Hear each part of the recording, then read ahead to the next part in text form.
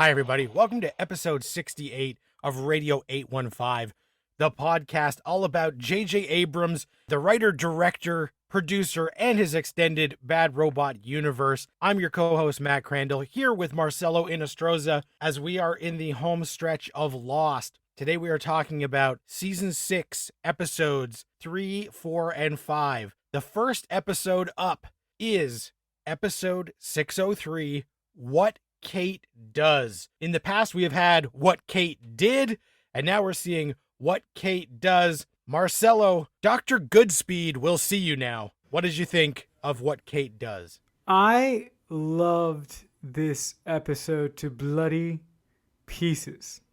There was something about Kate's Flash Sideways was structured, and all the scenes between Kate and Claire were phenomenal. The fact that Kate, in an effort to get away from the marshal, basically takes a cab hostage, and the person inside the cab is the person that she's been looking for the entire time, I thought was a stroke of genius. And I really love the entire sequence when Claire eventually tells Kate that where she was going was to give her baby away, but when she gets to the house of the people that she was going to give the baby away to, it turns out that that couple had like a falling out. The woman in that couple basically decided not to adopt the baby anymore, and that causes Claire to go into labor. Eventually, Claire decides that I think she's going to keep the baby, or she may not, but I really, really, really loved that dynamic. Also, I really enjoyed the fact that when Kate took control of the cab when she was driving away from the airport,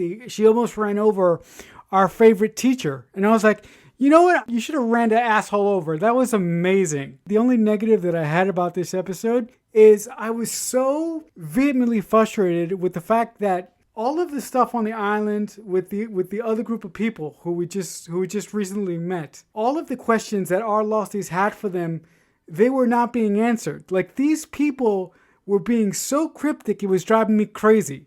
Like, they tortured Saeed for no apparent reason, and every time that somebody had a question as to why are they torturing poor Saeed, these people cannot be honest for 1 second. It really frustrated the shit out of me. So on one hand, I hated this episode, but on the other hand, I love this episode. Yeah, I think I'm right there with you because I do like the Flash Sideways stuff. It is dynamic and interesting, and it's nice that Kate and Claire get some scenes together because they haven't really had an on-screen presence together in a few seasons. And seeing Kate on the run, I love that cab scene where she hijacks the cab, and yeah, the dummy Leslie Arzt has dropped his baggage in the crosswalk and all of that with the taxi. And then when she drops Claire off and steals her stuff, I like that we get that moment where Kate starts to go through the luggage and realizes what this luggage is and that Claire might need this stuff. It's all baby stuff. And when she goes back and they go on their adventure where Claire goes into a false labor and then they meet up with good old Dr. Ethan Goodspeed, I loved all of that. That was so much fun, but also interesting to see what could have been. And still with this Flash Sideways, we aren't sure what we're seeing, but I like seeing the way things could have gone and like an alternate timeline where Ethan is not a weirdo creep on the island who gets murdered by our Losties. He is still a doctor at a hospital helping with babies. That is an interesting through line. And everything going on the island, the temple, Dogan, Jack Saeed, I don't like as much because there is still a lot of mystery over who these disciples of Jacob are, what they are even doing. Like, I don't understand what they're doing. We still aren't quite clear what the Saeed situation is. They thought they could save him. They kill him. He is saved. They're mad. They want to poison him. Like, there's so much going on with that. But at this point, this is a whole new scenario that, like, I never knew there was going to be a temple with a brown hot tub and Scorpion from Mortal Kombat was going to be whispering weird sayings. I'm just not super invested in that. Even though I care about Saeed and Jack, everything else going on at this setting is not something I'm super jazzed about. And the on-island stuff that leads us away from there, where Sawyer decides he's had enough, he's gonna leave. And then when Kate tries to go out and she gets confronted by some of the cronies, and one of them is Aldo from season 3, played by Rob McElhenney from Mythic Quest and It's Always Sunny. His character comes back after multiple seasons and says to Kate, like, don't you remember you smashed me in the face with a gun? So I like that we brought back like literally a nothing character for this, but usually Lost walks that fine line where stuff is mysterious and confusing, but it's so intriguing that we're invested in it. And so far, to be honest, with season 6, this temple stuff is not doing it for me. I rail against it a little bit, but the flash sideways are a lot of fun. Do you think that Sawyer moment was so heartbreaking? Is he going to be able to get over Juliet in the long run, Marcelo, or is he sort of wrecked for life? That's a really good question. And I would have thought that he would have been wrecked for life when he had to kill John Locke's father. But now I really think he's broken. And I think that he has to learn to live with the fact that if he hadn't been so focused on finding a sense of happiness on the island, maybe Juliet would have never died. Because that scene with Kate, when he finally reveals that he was going to propose to Juliet, he basically says, it's my fault. The only reason that she's dead is because I wanted to stay here and be happy. So I think that he will forever wrestle with that choice that he made, and he will forever deal with that guilt. And he'll just have to learn to live with it, find some semblance of peace if that's possible. But I also love the fact that Sawyer's character in this episode has reached a point to where his character no longer cares about pretty much anything. He has reached the fuck it point, and he doesn't even care. And I love that little quirk about Sawyer's character, specifically in this episode. I know that he is sad, I know that he is depressed, but I just love it when a character reaches the point of basically fuck it. Yeah, I thought that was great, and Josh Holloway got to do a lot of really showcase-worthy acting in this where, when he's like, okay, I'm leaving, F you guys, I don't care what this is, it's not for me. And then when he has that moment with Kate where he pulls out the ring and is clearly wrecked. That thing where they're like, maybe some people are just meant to be alone is depressing and heartbreaking. But in those moments, Holloway and Evangeline Lilly are both so good that we still think like, okay, maybe these broken people can kind of move on in some way. That was the most intriguing, dramatic parts of this episode on Island, other than the surprise ending. Jin is attacked and he gets caught in a bear trap and he's about to get shot when someone in the woods, a sniper, saves him. And then we look up and we see that it is Claire looking like absolute garbage. And that is where that episode leaves off, which brings us right into the next one, episode 4, The Substitute. Marcelo, would you like a nice cup of tea, or are you going to fill up this coffee maker?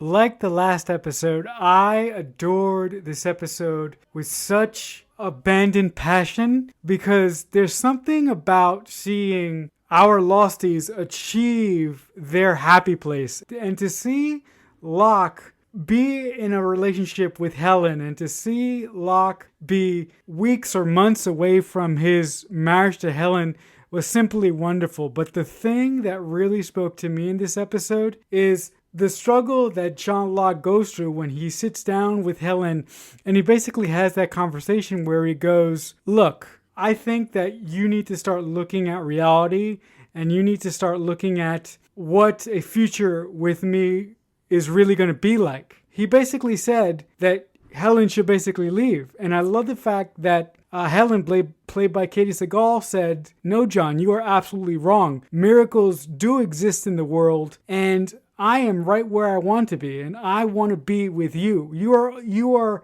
everything that I wished for. And the reason why I identified with that so much is because as a disabled individual, I deal with that all the time. As I'm getting older, I say to myself, okay, if I get into a relationship with someone, what can I offer them? I don't have a job, I don't have this, I don't have that. So why would an attractive woman want to be with me? What do I have to offer as a disabled individual?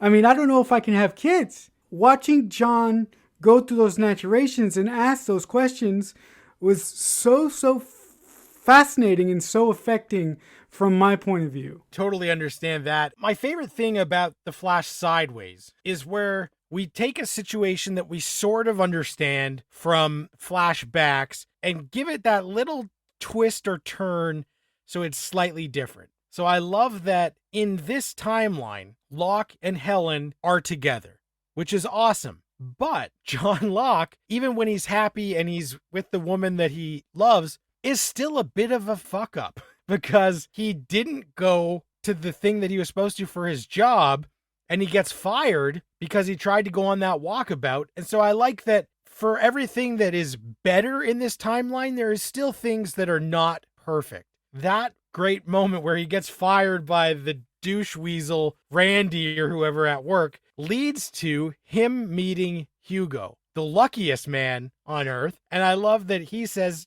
look, I will take care of you. I'll make it right. Call my temp agency. And then we see Locke cross paths with Rose. That was a really good scene because this Locke, even though he is happy in one aspect of his life, still has a lot of the same baggage that he's carrying with him, where he says to Rose, his classic, don't tell me what I can't do. I want this construction job. And then she lays it out for him with such honesty. And when she says, look, I know you think this and you think that, but I, as a person about to die of terminal cancer, because Rose has not been on the island, so she is not cured. And she says, I know what life is about. And you don't need to make it hard. You don't have to always prove people wrong. You can just do something that will just, make it easy on everyone, and you can live your life in a different headspace. And I just loved that moment for John Locke. Our main John Locke needed to hear that, but it's nice to see that this John Locke has that moment and hears it. And spending time with this Locke as they are burying the body of the actual John Locke was a nice back and forth. Marcelo, what did you think of the on-island stuff where a lot of it is dealing with putting Locke to rest and revisiting the graveyard where so many of our other Losties are buried, and the other main action is Sawyer and fake John Locke, Man in Black, on some sort of quest? To speak to your point, when our Losties on the island go to that little section where all the bodies are buried, basically, and they put the body of proper John Locke into his grave, and I believe someone says, is anyone going to say any words? And I love the fact that the person who actually speaks up for proper John Locke is Benjamin Linus. And I'm not kidding you. When he first stepped up, I was like, this is completely improper, because the person who killed this man can't say something. Just a little odd. But the second that he started speaking, I was like, wait a minute. Am I starting to feel, for the first time in a long time, that Benjamin Linus is a monster, but he is a monster that is redeemable? I'm like, how is this possible that Michael Emerson can take just a few lines and make me feel something for someone who is a monster, someone who has been manipulated so many times? I mean, it is either good writing or good acting by Michael Emerson, but I found that specific scene very, very effective. To talk about your other point with Sawyer and the smoke monster going to the caves, and then eventually they go to the caves and then they come to this clearing in the cave where all of our Losties' names are written on the wall. I was like, okay, what's the point of this? The fact that Sawyer followed the smoke monster thinking that he was going to get some answers to, the big question as to why they're all here was really a stretch for me. But I was like, Sawyer couldn't have really thought that he was going to get some answers. I think Sawyer at this point is sort of going through the motions. I don't think he really wants some answers, because if he wanted some answers, he would have shot the smoke monster. So I think that he's going through the motions. I found that scene to be really, really confusing and really, really unnecessary. I would have much rather had some more Flash Sideways scenes than to have that scene between Sawyer and the smoke monster in the cave. They could have done something to address that, or they could have cut that scene down, but I found it to be very, very ineffective. Yeah, so I don't disagree at all. I feel like some of this isn't playing the way that the writers maybe thought it would. And I do love, like, the Flash Sideways in this is so much fun to see Locke's different life. And then, of course, that moment with Ben, where Ben is just this smiling, goofy history teacher. I'm just like, this is the motherfucker. And look at him now. Like, look at him in this world. So I love those things. That is like the most fun I'm having with this season. They are layering a lot of mythology and religious symbology onto this Man in Black Sawyer candidate, chosen one. And when they're in that cave, you know, I do laugh when they walk in and Man in Black throws the white rock in the ocean. And Sawyer says, "What was that?" And he says, "Just inside joke." For us, we know that that's representing Jacob and him on the scales, and the scales are now tipped in the favor of Man in Black, but we still don't know enough about what this is. And if you're a candidate to take over this protector of the island, what does that even mean? And what does the protector of the island do? We still don't know what Jacob does other than occasionally visit the mainland, intervene slightly in people's lives, and then just hang out in a temple behind a statue. Like, I don't understand what he's doing or why, and still protecting the island from whom? If it's the Man in Black, then I just don't know why you even need to replace Jacob if all Man in Black wants to do is leave. There's still so much confusion going on, but when we do see the roof of that cave with everyone's name and the numbers, I was like kind of intrigued. And then they did say something earlier in this episode. Ilana mentions that fake Locke is not Locke, and that somehow it comes up that he won't be able to take another form. We find out through a combination of scenes in this where they're on their quest to the jungle and Man in Black sees someone and they say, "You won't be able to kill him." And it's implied that Man in Black maybe thought he was going to be able to find a way to kill Sawyer. If someone dies, it seems like on the island, he can then take their form. So through this and through information that we get in the next episode. So I don't want to jump ahead, but it's mostly implied in this, and then it's confirmed in the next, that the smoke monster only can take the form of certain people who have died. And for a long time, the form he was taking was Christian Shepherd. So when they give us that information that, like, no, he's only going to be looking like John Locke from now because of these rules, like, I'm kind of intrigued by that, but still, they're throwing so much stuff at us. The temple, the cave, that all feels like too much too soon, that I don't care about it as much as I care about just the quiet character moments of John Locke having a bath and the woman that he loves saying that she doesn't need all this fancy stuff and she doesn't need him to have a miracle. She still will be there because she loves him. Those are the moments that make this season entertaining for me, rather than, I guess I'm just fatigued from all of the mythology and weirdness of Lost, whereas in other seasons, every time they would drop some new clue or weirdness, I would be thrilled, and in this I just feel overwhelmed. Yeah, I mean, I couldn't agree with you even more. And to just make one more point, if they wanted the audience to buy into the mystery that they were selling this season, why did they have the smoke monster admit to James in the cave that the island doesn't need protection?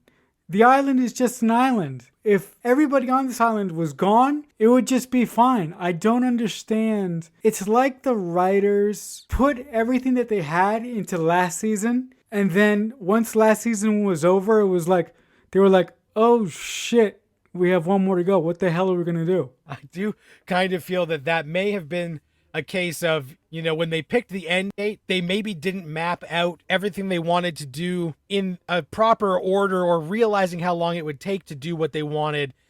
And they may have been some scrambling involved, because if I was feeling overwhelmed with the weirdness and the mythology last episode, then this episode, episode 5, The Lighthouse, really added to that, because not only is there a gigantic temple full of people we've never heard about, not only is there this crazy cave, there is also a full-scale freaking lighthouse on the island that we have never seen because nobody knew to look for it. Marcelo, what were you thinking as I love that Hurley gets to see Jacob and has all these interactions, but at certain point I start to feel like, is Jacob just messing with this guy? Would you trust the ghost that keeps telling you what to do? Or are you going to call bullshit on this ghost earlier than Hurley does? This is absolute fucking bullshit. This is ridiculous. I don't understand what the purpose of that lighthouse was. If Jacob wants Jack to understand that he matters, he could have done it in a better way.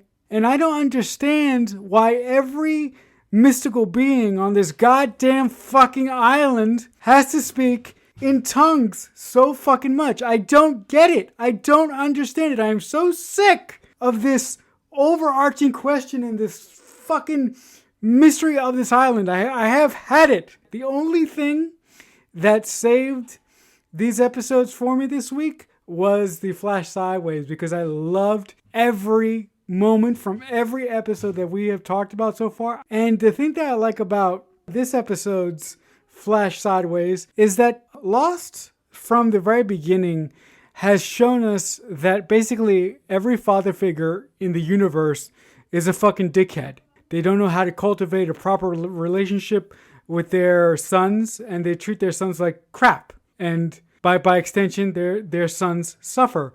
But I love the fact that this situation showed Jack being a concerning father and a caring father to his son.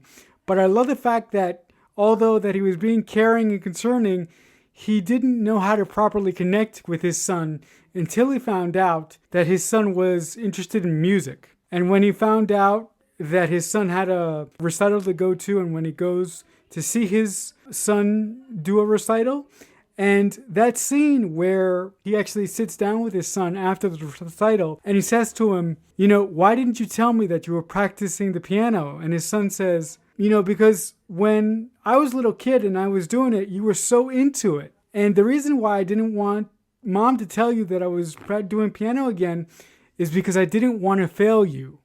I didn't want to let you down.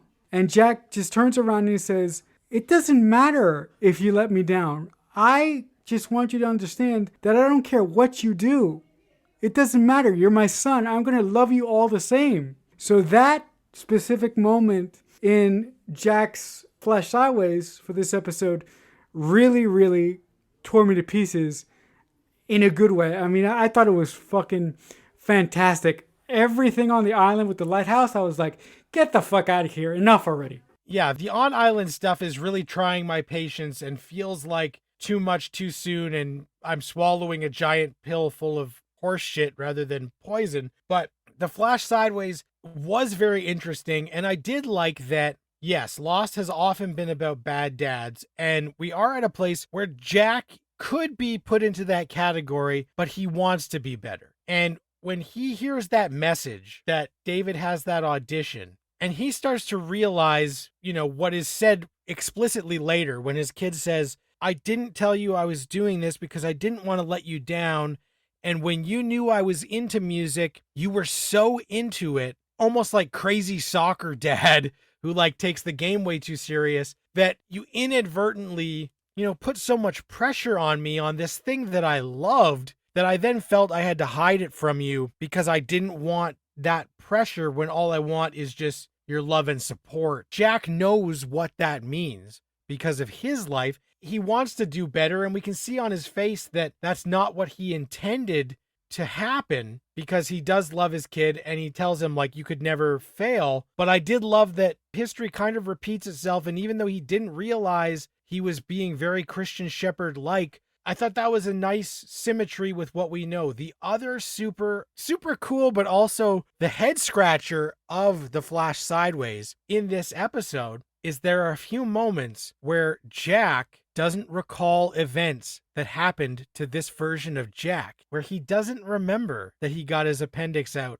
as a kid, that certain things that would maybe make sense to Island Jack are catching this Sideways Jack in like a moment of deja vu. Why do I know this or why don't I know this? And so I thought that was interesting because that's our first clue, the first breadcrumb that maybe this flash sideways is not just what would have happened if the island didn't exist and the plane landed. This starts to make us wonder, is this some sort of multiverse kind of thing where some of this stuff did happen and some of it didn't? So I thought they were starting to put like some weird red flags along this track where Jack has those few moments where he doesn't understand something or doesn't recall, but also feels like he's having some sort of out-of-body experience that makes me start to evaluate these flash sideways in a way that I hadn't up until this point, because I was just assuming it was, what if the plane landed and this was an alternate timeline where the island didn't exist?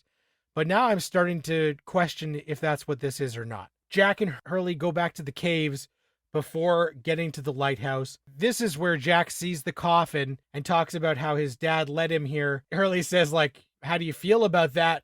Why did you smash it? And he said, well, I smashed it because he wasn't in it. And this is where it's basically implied that the man in black may have been Christian every time we see Christian. And because the Dogen and the other people at the temple have told Jack that the man in black is recruiting people to his side, and there is a person that he has recruited and corrupted and poisoned in a way that they already know that this is a bad scene, and that person is Claire. So we know that the last time we saw Claire, she was hanging out with Christian Shepherd, who we thought was maybe an embodiment of Jacob or working for Jacob. But now, with all of the information we have from last episode and this episode, it's becoming pretty clear was probably Smoke Monster Man in Black. Seeing Claire off the rails insane in this episode was so disturbing, and Jin is so taken aback. Marcelo, did you care for Claire in this, or were you hoping that Jin would find a way to knock this bitch out? To answer your first question, I really didn't care about Claire in this episode, but one thing I was thinking throughout that whole sequence where Claire was trying to get that individual to admit to her what they did with her son, Aaron, the one thing that was constantly running through my head is that Claire is acting like Russo. Yes, 100%. Claire is so over the top and so not like Claire that I was like, what the hell happened to this woman? Now I don't blame the actress. I blame Carlton and Damon for what they did to this character, because I thought there was a lot more to do with Claire if Claire wouldn't have succumbed to the Men in Black. If Claire would have gotten off the island, sorry guys, this is where I'm going to get a little nuts. If Claire would have gotten off the island with the others, the storylines that the writers could have done if they would have found a way to put Claire and Jack together by giving them the information that they were related, it would have been much more interesting to see them interact as siblings than to see the storyline that they're giving us now with this particular Claire. And for all we know, she's not the Claire that we've known all along. She could possibly be someone else. So based on that analysis that I just gave you, I care, but I really kind of don't. Right. Yeah, I totally get it. It's such a weird return for this character who has been MIA for an entire season. And then they bring her back and they basically just turn her into Russo 2.0. The only moment that's relatively interesting is at the end when Locke shows up and Claire goes, yeah, this is my friend. That's not John. He's my friend. And it's like, okay, well, that just confirms the stuff that we were told earlier in the episode about Man in Black recruiting, and the person that he recruited and corrupted is Claire. So I thought semi-interesting, but I just feel bad for Emily DeRaven because she was off the show for so long. And then they finally bring her back and it's to do this? Now, in the Flash Sideways, there is mention in Christian's will of Claire Littleton. So there is a hope that Jack and Claire can have a Flash Sideways off-island brother and sister moment in the future. But even that's not as satisfying as it would be for them to have an on-island, both of them fully sane, realizing their connection moment. The other big thing of this is that they do get to the lighthouse. Hurley and Jack, after Jacob has sent them on this long walk, And the lighthouse has this weird mirror that you can turn. They're going to turn it to a heading of 108, but as Hurley is doing this, Jack notices the inscriptions all along the edge, and he sees Shepherd 23, and he insists that Hurley move it to 23. And when it gets to that, Jack sees a reflection of his childhood home, a place that he hasn't lived in years, and he has a meltdown that, this guy has been watching me. He's been watching me my whole life. And then he smashes the mirror. I got so mad in those moments because we don't know anything about this lighthouse really.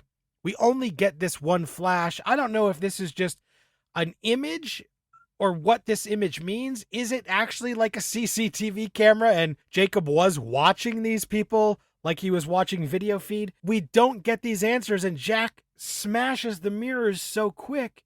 We will never know. What were you thinking as Jack has his meltdown and then Hurley does see Jacob outside and finds out the ulterior motive was to just get them out of the temple because everyone back at the temple is fucked? Okay, first, I'm like you. This scene in particular frustrated the ever-loving hell out of me. Because again, like I said earlier, if Jacob wanted Jack to realize that he was truly important, he could have found a better way to do it. And if Jacob has elected Hurley to be a candidate, which will eventually lead to something else, why not give Hurley all the information he needs when he needs it? Stop playing these fucking shell games.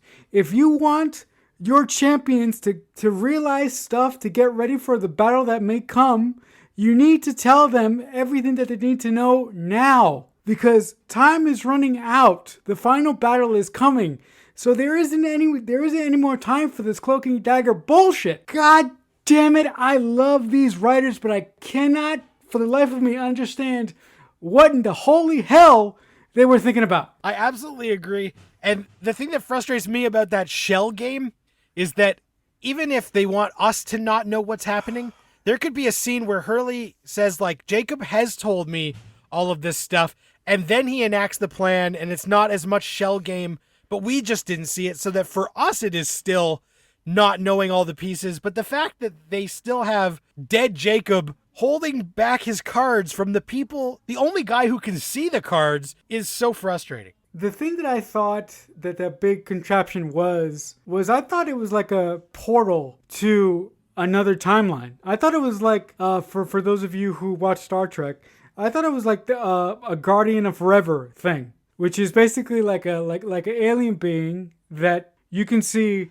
all time and space from. I thought that's what Carlton and Damon were going for, but the execution of it frustrated me so much that I wanted to stand up and break my television. I feel like we're adding so many logs to the fire, but none of them are catching flame. Whereas every other season, every log they were putting on would go up in smoke right away. It would just, like, everybody was intrigued. And this, they're throwing too much on that none of it is catching. And with so few episodes left, it's the first time in Lost history that the on-island stuff is a real drag, which is so out of character that I know we still got 12 episodes that they can right the ship, but even when this season was airing, I just remember still loving Lost. Like, I never have not loved Lost, but being very frustrated and at a point where I could start to see the shine start to wear off this thing that I thought was rust-proof. Yeah, for me, it is really, really intensely frustrating because if you guys don't know by now, I love Lost and I love J.J. Abrams' world. Before I started this podcast, I had a loving image of Lost. I mean, I love Lost so much that I still think about Lost every single day. Like, I shit you not. A day doesn't pass where I don't think about Lost in some shape or fashion. But through this rewatch, things that I've completely forgotten about the show that I'm re-experiencing now are kind of taking the shine off of the show, to go back to the point that you just said. Now, when we get to the end, all these issues and all the things that are driving me crazy right now may wash away, and I'll just be happy for the journey that we went on.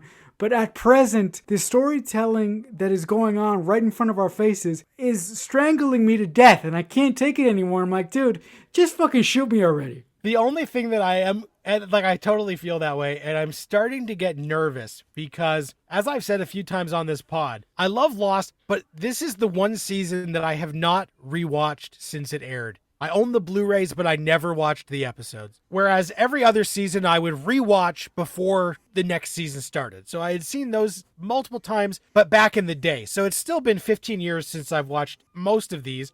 10 years since this season. And as we are going, there is a lot of stuff that I don't remember, but is instantly coming back to me. So like the second that they walked out of the jungle and saw the lighthouse, I was like, oh yeah, this fucking thing. And it comes back to me and I'm like, oh yeah. And I'm starting to worry that I was one of the people who I loved the finale for the emotional moments and could forgive all the faults and have been an ardent defender of Lost over the years, that even if you don't like the ending, the journey is still well worth it. And I still feel that way, but every episode of this season so far, I'm starting to get more nervous because I'm like, I'm not loving this season as much as my memory of enjoying this season. When we get to that last episode, what if it recolors the way I view this whole series 11 years later? I'm going to be so disappointed that I've spent the last 11 years holding on to that feeling that I got on May 24th, 2010 of the emotion of the finale. And if that starts to color the whole journey, I'm going to be sad. So I'm excited to get there, but I'm also starting to dread it as we get into these episodes that are not working as well. Yeah, you and me both, brother. I mean, I have seen Lost more times than you, clearly, but like I said in past episodes, I have never looked this closely at these episodes, and the things that I'm finding in these episodes may, to steal one of your words, color my view of this specific season. My love of Lost isn't going to go away because of what it means to me, but it may lose some of its shine when we do get to the end. So like you, I am worried, not as much, but I am terrified. And with that revelation, that'll do it for this episode of Radio 815. Next week, we will be talking about episodes 6, 7, and 8 of the final season of Lost. Thank you very much for listening. We appreciate anybody who checks out the show. If you like it, tell a friend, rate, review, subscribe. We appreciate it all. If you want to get in touch with us, you can use the hashtag Radio815 on Twitter or at us at JJUniverse815 on the tweet machines. If you want to reach out to me, I am on Twitter at Matt Crandall. Marcelo, you're also on Twitter. How can the folks get in touch with you? If you guys want to talk to me about anything, I'm at CreekFanatic88. So that'll do it. Thanks so much for listening. We appreciate it. Hopefully everyone is doing well. And if you're looking through a mirror at your childhood home, don't smash it. You don't need that 7 years of bad luck. Just walk away. Until next week, Radio 815 over and out.